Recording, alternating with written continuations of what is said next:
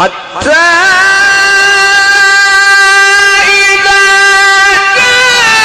اللہ کے نبی صلی اللہ علیہ وسلم ارشاد فرماتے ہیں، میں جب معراج پہ گیا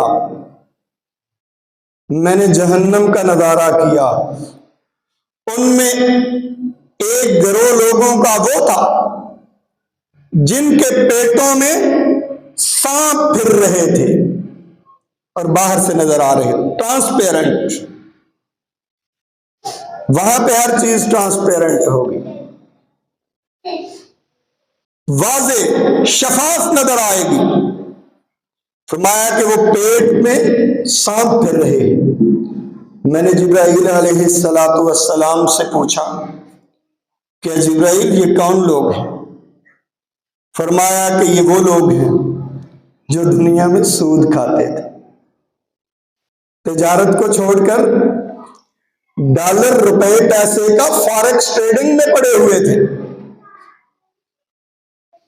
ڈالر خریدے، مہنگے ہوئے بیچ دیے، یہ کیا ہے؟ سود۔ لیکن اسلام تو ایسے اصولوں کو نہیں مانتا جو انسان کی معیشت کو، اس کے مال کو تباہ کر دے۔ اللہ تعالیٰ نے قرآن مجید میں بارہا یہ ذکر کیا ہے کہ لوگوں خرچ کرو، مومنوں کی نشانی بتائی، وَمِمَّا رَزَقْنَاهُمْ يُنْفِقُونَ، جو ہم نے مال دیا ہے اس میں سے وہ خرچ کرتے ہیں۔ وَأَنفِقُوا فِي سَبِيلِ اللَّهِ وَلَا تُلْقُوا بِأَيْدِيكُمْ إِلَى التَّهْلُكَةِ، اے لوگو اللہ کے رستے میں مال کو خرچ کرو، اپنے آپ کو ہلاکت میں نہ ڈالو۔ کس میں؟ ہلاکت میں۔